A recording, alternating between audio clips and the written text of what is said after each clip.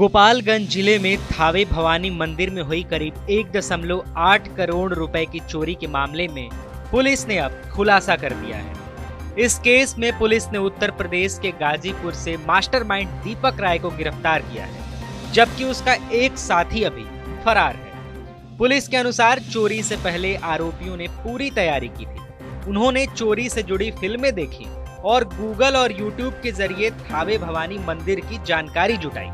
इसी दौरान उन्हें मंदिर में मौजूद मां दुर्गा के गहनों की जानकारी मिली, जिसे उन्होंने कई दिनों तक लगातार ऑनलाइन सर्च किया।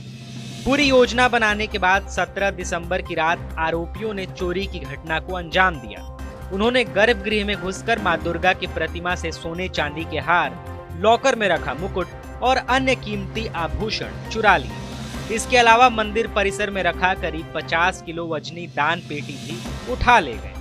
चोरी किए गए सामान की कीमत लगभग 1.8 करोड़ रुपए आंकी गई। मंगलवार को प्रेस कॉन्फ्रेंस में एसपी अवधेश दीक्षित ने जानकारी दी कि इस मामले में 12 विशेष जांच टीम का गठन किया गया था। पुलिस ने 5 दिनों तक बिहार, उत्तर प्रदेश और मध्य प्रदेश में लगातार छापेमारी की।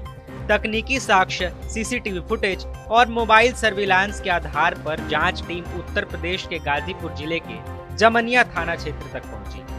यहां से देवानंद राय के बेटे दीपक राय को हिरासत में लेकर पूछताछ की गई। पूछताछ के दौरान दीपक ने चोरी की वारदात में अपनी भूमिका स्वीकार कर ली। पुलिस जांच में सामने आया कि दीपक एक पेशेवर मंदिर चोर है और वह पहले भी कई मंदिरों में चोरी की घटनाओं को अंजाम दे चुका है।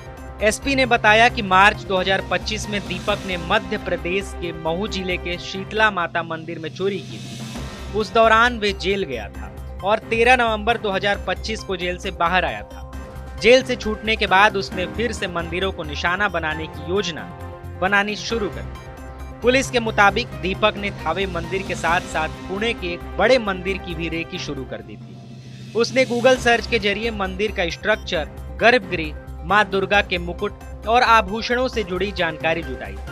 मोबाइल जांच में साफ हुआ कि चोरी पूरी तरह योजनाबद्ध और सटीक तरीके से की गई थी। एसपी ने आगे बताया कि 10 और 11 दिसंबर की रात दीपक खुद थावे माता मंदिर पहुंचा था और फाइनल रेकी की थी। उसने तय किया था कि मंदिर में कहां से घुसना है, गर्भगृह तक कैसे पहुंचना है और चोरी के बाद बाहर निकलने का रास्ता कौन सा होगा।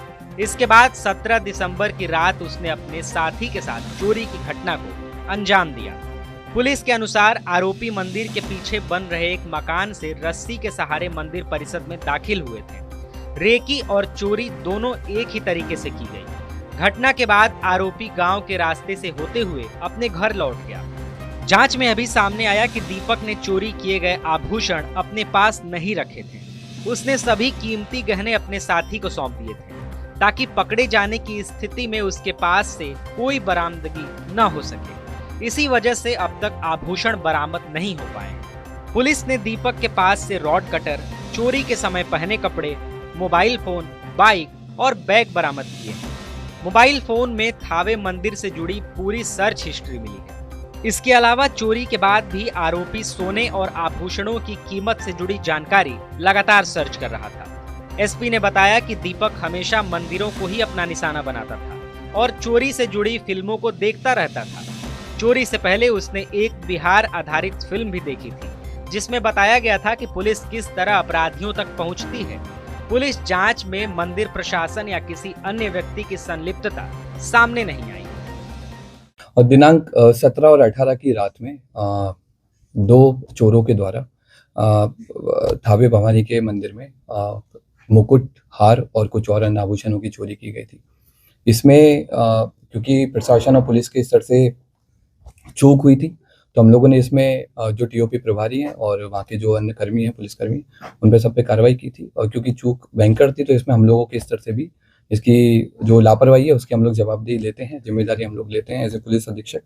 हम लोगों ने इसमें, क्योंकि घटना काफ़ी संवेदनशील थी, तो हम लोगों ने कई सारी एसआईटी बनाई गई थी और लगभग 12 के आसपास टीम्स अलग अलग बिंदुओं पे काम कर रही थी। कुछ स्थानीय लोगों पे, कुछ दूसरे जिलों के, दूसरे राज्यों के क्रिमिनल्स पे भी काम किया जा रहा था।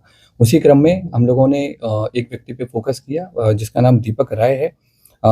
ये इसके फादर का नाम देवानंद राय है। ये जमनिया थाना गाजीपुर का रहने वाला है और इसकी हम लोगों ने कल इटवा पुल से गिरफ्तारी की है और इसने अपने अपराध को स्वीकार किया है। इसके द्वारा पूर्व में भी कई सारे ऐसे मंदिर चोरी में अपराध किए गए हैं। इसी साल मार्च 2025 में इसके द्वारा महू जिले के कोतवाली थाने में शीतला माता मंदिर में चोरी की घटना कारित की थी, जिसमें जेल गया था और 13 नवंबर को जेल से छूटा है। जेल से छूटने के बाद में फिर इसने थावे मंदिर और पुणे के एक बड़े मंदिर की रेकी करना स्टार्ट किया। वहाँ के सोने मुकुट के बारे में इसने गूगल पे और यूट्यूब पे अच्छे से सर्च किया और 10 और 11 की रात में थावे मंदिर में आकर प्रॉपर रेकी की और जिस तरह से घटना कारित की गई है उसी तरह से इसके द्वारा रेकी किया गया।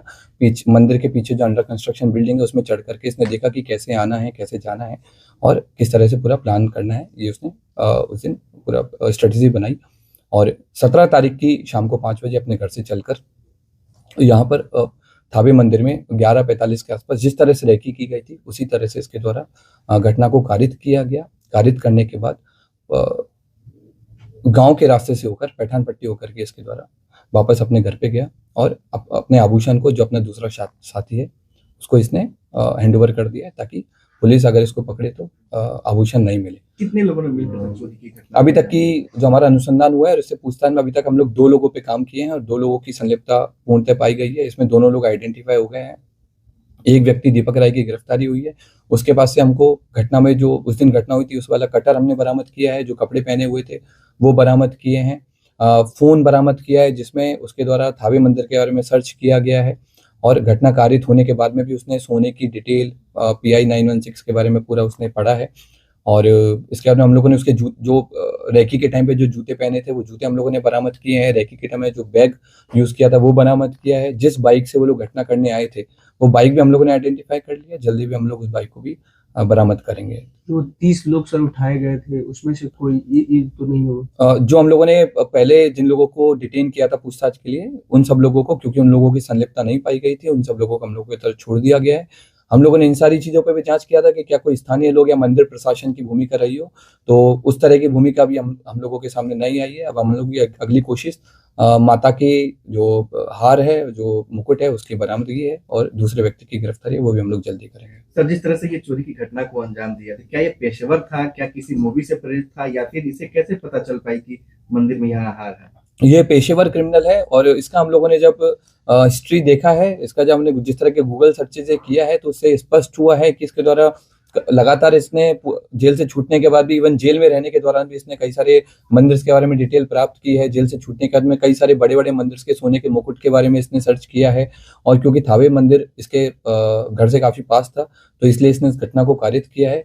इसने कई सारी जो क्राइम थ्रिलर है, जैसे जो बिहार बेस्ड एक मूवी बनी है, उस पे भी इसने सर्च किया, उसके बारे में पढ़ा कि कैसे पुलिस अनुसंधान करती है, कैसे पुलिस अपराधी तक पहुंचती है, कांड का निवेदन करती है, ताकि उन सारे तरीकों से बच करके इसके द्वारा उन सारे तरीकों को यूज करके पकड़े जाने से बचा जा सके। क्या उस दिन मोबाइल भी लेकर पहुंचा था? नहीं, उस दिन ये मोबाइल नहीं लेके आया था। इवन जिस दिन रेकी करने आया था उस दिन भी इसने इंश्योर किया था कि इसका कोई भी डिजिटल फुटप्रिंट थावे या फिर गोपालगंज में नहीं रहे, ताकि अगर पुलिस कल को अनुसंधान करे या फिर कोर्ट में आगे ट्रायल हो तो इसके ऊपर कोई ऐसा प्रूफ नहीं मिले कि ये यहाँ पर मौजूद। कितने केसेस में सर ये वांछित रहा है? अभी तक के रिकॉर्ड के हिसाब से हमको इसके ऊपर 5 केसेस मिले हैं, जिनमें बनारस में इसने बाइक चोरी की है, महू में इसने मंदिर चोरी की है और भी हमें लोकल सोर्सेज से पता लगा है कि पूर्व में भी कई सारे मंदिरों में चोरी कर चुका है, लेकिन वो अभी तक उद्भेदन नहीं हो पाए थे, इसलिए इसका नाम नहीं आया है।